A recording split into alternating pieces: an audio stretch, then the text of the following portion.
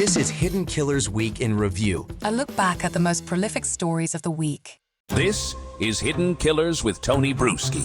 Here now, Tony Brueski. Bryan Kohberger is spending the rest of his life behind bars, but we are now finally just beginning to get a look at what was going on in the investigation into him over the last 3 years, and many new pieces, new details are coming to light, helping us better understand exactly what was going on behind the scenes. Here to help us break it all down, Jennifer Coffindaffer, retired FBI special agent. I know you've been perusing through these documents, and there's a lot of them to get through. Let's just start there. I want to start where your mind takes you. What were some of the pieces? What was one of the pieces you wanted to go to immediately and find more information about now that these have been released? Well, the first thing I wanted to see was confirmation on the order in which the students were killed. Mm-hmm. And it seems very clear, as we all thought from what we knew previously, that Maddie was killed first, followed by Kaylee, and then Xana, and then Ethan. And then also to understand the details of those killings. Was one more vicious than the other? Mm-hmm. Was just trying to determine, of course, targeting and things like that, his reason. So that was one item. The other item, which unfortunately to me has ended up being a big goose egg, is the digital footprint. And apparently he erased a great deal of everything. So we're just not going to get to know, unfortunately. And that's a big problem, not getting his search history, not seeing different, items he might have done on his computer and what he was researching. So unfortunately, his digital footprint is not a good one. Is that because he went through and he deleted things? I mean, can we tell if things were deleted? Do we know if things were deleted? Or was he just not that, I guess, digital of a digger when it came to stalking his prey? No, I think it was there. Apparently, he went to great lengths to make sure it would be erased and not found through other apps and things.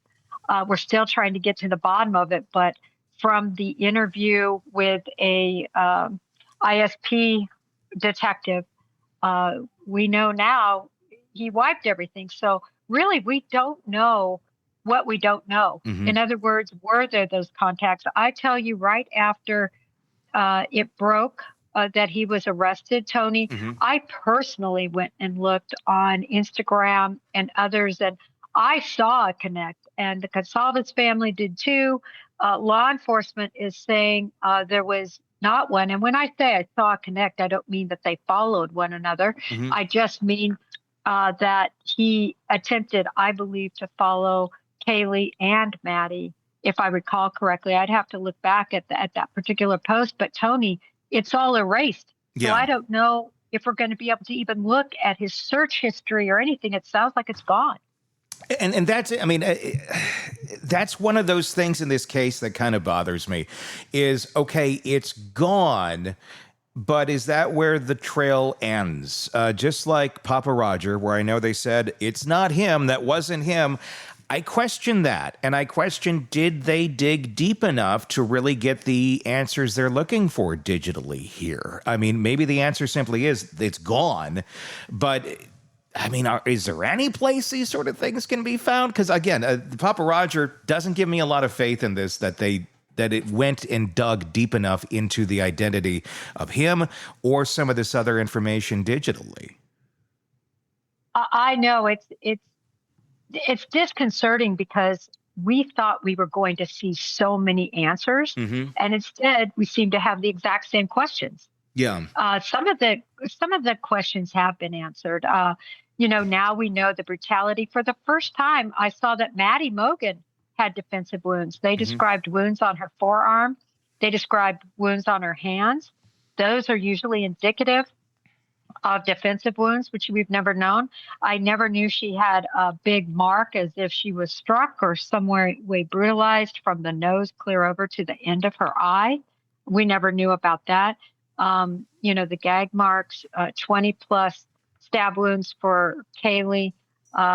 Ethan, his jugular cut, his subclavian artery and vein cut. I mean, I don't even know if you want me to say, but basically his head lodged between the bed and the wall, Tony. Yeah. I mean, it's just, when I read these horrific details, we knew it was bad. Yeah. It's honestly worse than I thought.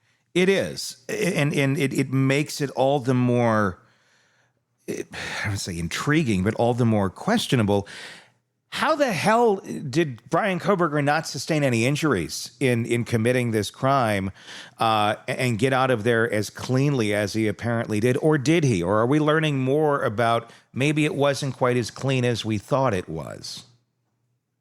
Well, if you look at that picture when he's in the white button-up shirt, the happy picture, he, right after, in the morning, right after these crimes were committed, you can see definitely some bruising, it looks like to me, on his hand. Yeah. Pointed that out early. There was a huge struggle that took place, but I do believe he was very well. His hands were appropriately, had covering on them, his body. So that always would help. And I always say this, I mean, if you go in with a maniacal rage of a possible serial killer, certainly a mass murderer, with a K-bar, with people who are sleeping, you're going to have the upper hand even when they wake up. Sure. So he had what we use in law enforcement: speed, surprise, violence of action. He had all of it. They had no chance.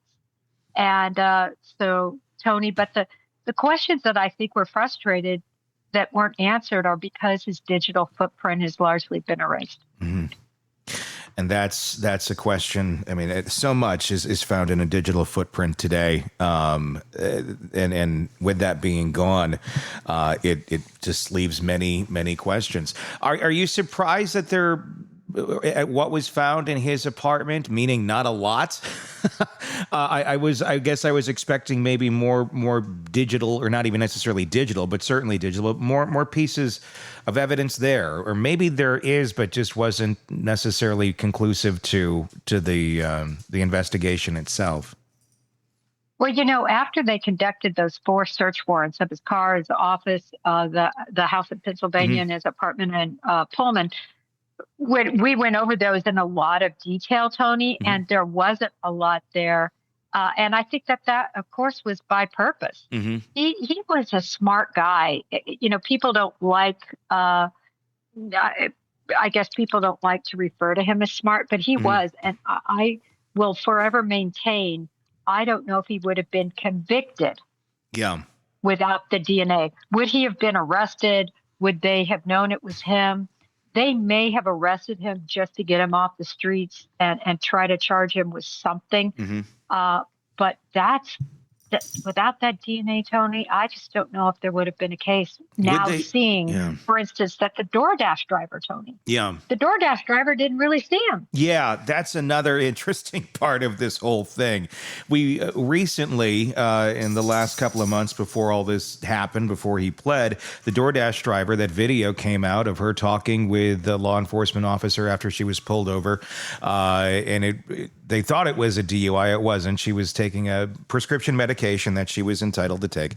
But she had mentioned in that interview that she had seen Kohberger, and everyone was like, whoa, that would not have been a good witness on the stand had this come to fruition, correct? Yeah, it doesn't look good. I mean, she had a bad view. It was really foggy. The description is not good. When I say foggy, not in terms of foggy outside, her foggy explanation of exactly what she saw, which makes a lot of sense, Tony. First of all, she's a DoorDash driver on the mission of dropping a package. Yes, you might notice people in passing, especially at that hour, but nobody knew the critical nature of Bryan Kohberger being there, the white Elantra. And so for her to have sort of a cloudy take on what she actually saw makes actually a lot of sense, meaning I think she was being truthful when she was interviewed. What it seems she was exaggerating, though, was when she was in that arrest scenario, sort of exaggerating her role in the situation. And that's a scary thing, because if we had her on the stand and it's exaggerated, or if she believes what she's exaggerated, because people do that, time goes on, stories start changing a little bit. It's kind of human nature of how we are. I'm not saying she's trying to be untruthful or anything, but that could have backfired spectacularly and created reasonable doubt. So it's a good thing that it is, I guess, ended the way it did, because that would not have been a good look for trying to prosecute Bryan Kohberger. What other pieces of evidence that you've seen come out, other pieces from the police reports that have stood out to you so far? Well, a big question a lot of people had was that really blood going down the side of the house? A lot of people said, no, that's HVAC rust or other things. Most of us believed it was blood. It was blood, and it was... that information came forth, and then whose blood it was Ethan's. So just these horrible details that I think people just wondered about for the last 2.5 years. Give us the whole story, the whole outline of the investigation. And so I think many of us are just trying to take a look at this puzzle, and we just want the whole puzzle put together. There was also reporting early on, I believe it was in one of the affidavits of when they went through Kohberger's house, they took his mattress, and people had seen some of that as it was being excavated out of the house. There was some stains on it. There was speculation, is that blood on that mattress? There was hairs identified, even pet hairs identified. Did we ever get any clarity on what any of that was?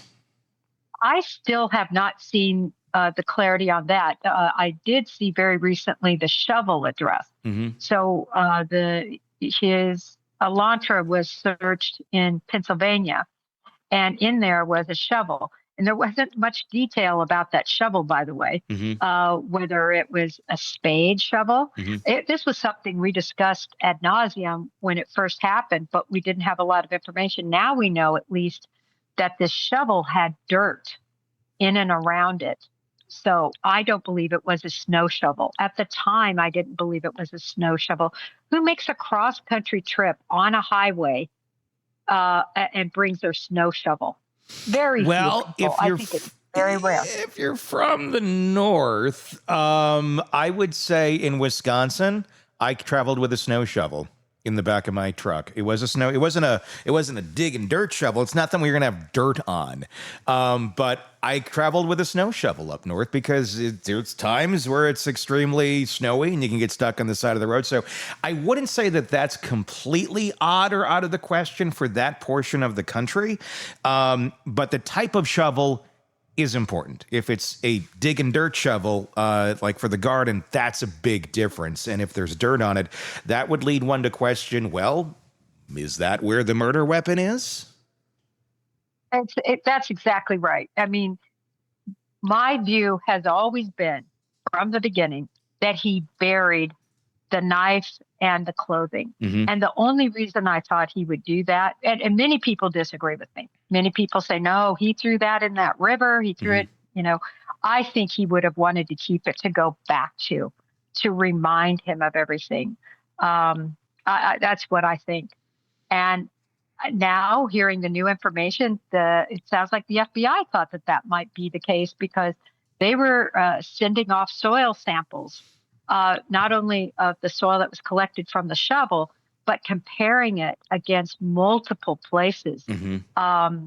And so they clearly were concerned that was the reason he had that shovel to go cross country with him. I've never used a snow shovel, and I grew up in the north too. Yeah. Never used a snow shovel to dig a hole. You got lucky. Were people helping you dig stuff? Were you? No, I meant to dig a hole. Oh, okay. Not to dig a hole. Yeah, I was going to say you didn't shovel any snow in the north. Oh no, I shoveled snow all the time. Okay.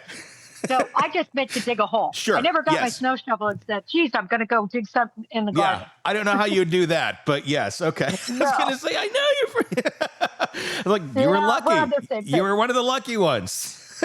Let me shovel that snow for you, Jennifer. I totally hear you on that. What makes me want? Okay, so they're looking in, or they did look into soil samples, trying to determine, okay, geographically, where might this have come from? What I'm also wondering about is cell phone history. I would imagine that could be looked into as well to see where he pinged after the fact and to see areas that maybe he went to dispose of any of this. Was any of that revealed in any of these documents? Yeah, certainly they talk about that, Mm-hmm. that's what helped them know which soil samples to collect Mm-hmm. based on his digital footprint from a cellular standpoint, where Mm-hmm. that was. But I mean, talk about a needle in a haystack. Yeah. I always try to tell people in these missing cases, when people are looking for people or these fugitives that are in the mountains, I want you to take the smallest of a round ball, even a marble, and hide it somewhere in your house and have your whole family look for it. If you hide it pretty well, they're not going to find it for weeks, months, if they ever find it. Mm-hmm. It's so hard. And that really doesn't even equate as it would to these parks that they're trying to look for some hole he might have dug. I mean, it was a needle in the haystack, but I thought it was terrific that they at least tried Mm-hmm. to go down every path to find that knife. And in the end, obviously, it's not needed. He's in prison now for the rest of his life. Is this now a moot point? Is there going to be any more searching for this other than from true crimers with metal detectors? Well, true crimers, now that they've already stated, really, they listed out the places that they were looking. Mm-hmm. So you can bet YouTubers, if that's what I did for a full-time job, Mm-hmm. I would be out there hunting and looking, and you never know.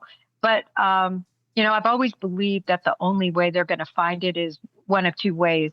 Some hunter or somebody, if it is indeed buried, it's some hunter or somebody out there that happens to stumble upon a dig site like that. Mm-hmm. Or the other option would be him saying Yeah. where it is. And I still think that that's a possibility down the line. That is an interesting question. I saw Howard Bloom posted about it this morning, something to the effect of how long before Bryan Kohberger starts taunting us from behind bars as to where the knife is buried, or maybe the clothing if he had other things on that night. And it does make you wonder. It does make you start to wonder more as we ponder what the existence of Kohberger is going to be like in prison. Is he going to continue to try and emulate other killers like BTK, or insert other serial killer here, which he seems to have a penchant for doing, to try and keep himself relevant? Do you think we're going to see that with Kohberger? I think we will. It's going to take time. I think he's probably already has a plan, maybe even knows who he wants to meet with. Yeah, I do remain hopeful that he might want to meet with FBI BAU, the Behavioral Analysis Unit agents, profilers, if you will. I do hope that he does that, just because he'll want to be more infamous, right? He's going to want to be in the annals like Bundy and BTK and all the rest of them. So I think it'll be interesting what route he chooses. Will he go Catherine Ramsland, or will he go with a Dateline, or will he go with a law enforcement type? Somewhere deep down, I believe, when he decides to, spill the tea, that it will be to law enforcement. I'm at least hopeful. Is there a lot to be learned from Bryan Kohberger, I guess, is the question, because it does seem he fumbled this thing up pretty well. The killers we're talking about there, Bundy, BTK, you name them, they had reps. They had a track record. They were able to get away with their crimes many, many times over before actually being caught, some for decades. Kohberger screwed up on his first attempt, as far as we know this being his first attempt. And as far as what we're learning more and more of, there were a lot of dropping the balls here. Obviously, horrible, horrible crime. The tragedy of these 4 young lives being lost, that's the shocking, rough, absolutely disturbing part of all this. But at the end of the day, was this a genius killer that does deserve that sort of attention, or that anything can honestly really be gleaned out of, other than this is a mentally deficient human being that somehow found this to be a great idea and even screwed that up? Well, I think two things. First of all, I don't think anything coming out of his mouth could ever be trusted because the statements made by people like that are so self-serving. Because in the end, he's going to want everybody to still think he's smart and he's an amazing human and blah, blah, blah. Yeah. So that's the difficult part, that even if he does interview, it's on his terms. And, are we really going to believe him? Yeah. But to your other point, is he even worth it? Yeah. I think he is worth it because he planned this forever. And did he do any other burglaries? We know he didn't do any other murders, but did he do any burglary type? What all did he do in preparation for this? Ted Bundy was a prolific burglar, peeper, stalker, if you will. I call it surveillance type, before he ever committed his murders. I agree with you. They did murders, so many more, and for such a long time to be so prolific. But he was really, I think, one in the making, and he's going to be around probably 50 years. He's so young. Yeah, he definitely is. When we're talking about profiling, we're talking about some of the behavior prior to the crime. There's a lot of things that have come out there, but we don't necessarily know if it was him. One, considering we know what actually took place eventually, one would lead one to think possibly it's him. Talking about the house itself, the door tampering, the girls feeling uncomfortable, some of them spotting people off in the distance, watching them. Do you think that was Kohberger that was involved in any of those incidents pre the murders taking place? I think it really is possible. I don't know about the door being ajar. It seemed like, we know people were going in and out of that house often, especially on weeknights and things. And, I'll never forget that scene where the house is packed with people and not one person who lived there was there.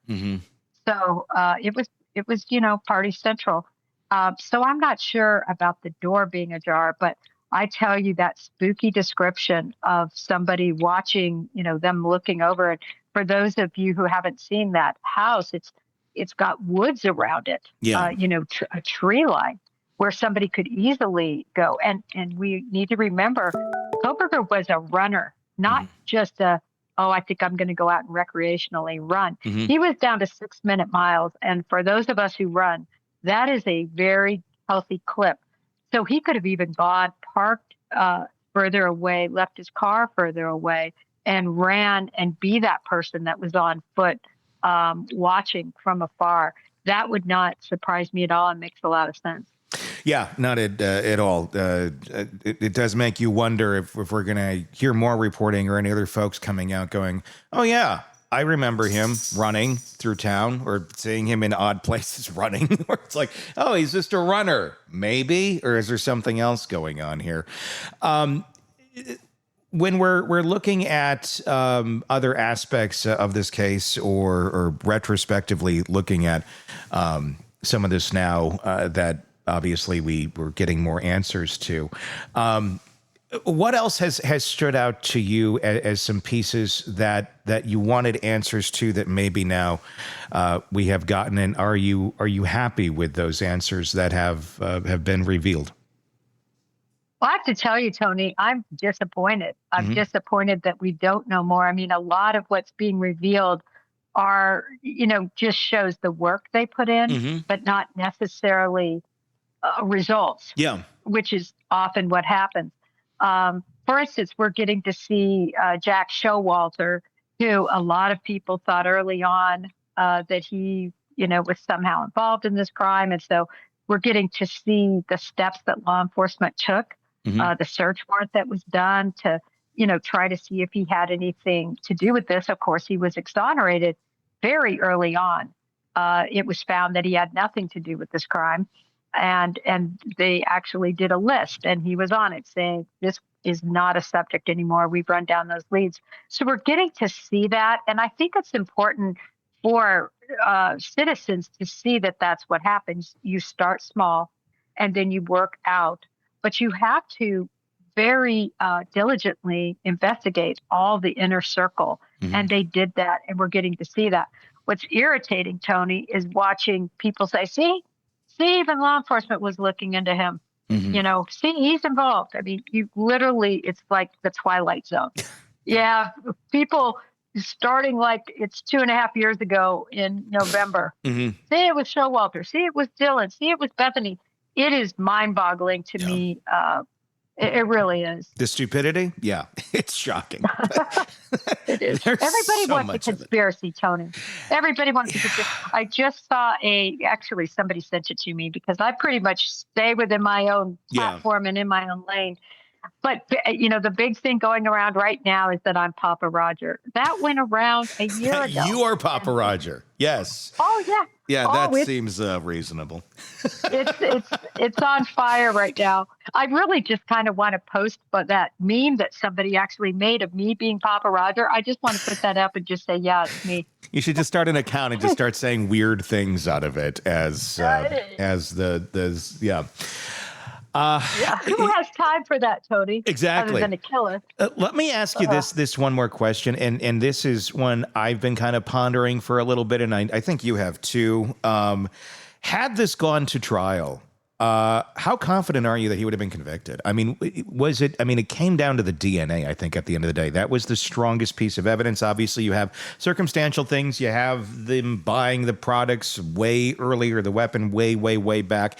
But how strong of a case do you think this would have been had it gone to trial, considering, juries aren't that hard. You just need one to say, I don't think it's him.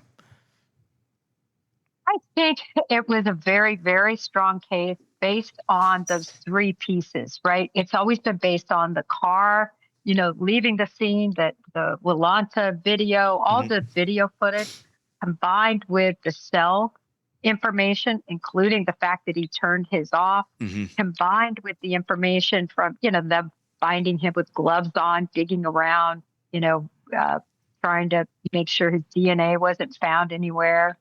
Putting his organic trash into another trash can and, all of that. I mean, that just showed consciousness of guilt combined with all the things they did find, which were the nitrile gloves, the kit bag. He had a gun, he had a lot of stuff that was, that people don't normally have, that aren't going to commit crimes. The other search for a replacement K-bar knife. And then you add that coup de grace, which was that DNA. I think the jury would have gotten it right. But I tell you, with these crazy sleuths that are always trying to stir up, just nonsense, you just never know if that would have caught fire in some way, and if a juror could have been tainted like what we saw in Karen Reed. The possibilities are always there, and that's the scary part about the Kohberger case. I am happy now that it has ended where it has, because we do know the right person is behind bars, thankfully. Want more on this case and others? Then press subscribe now and don't miss a moment of true crime coverage from Tony Brueski and the Hidden Killers podcast.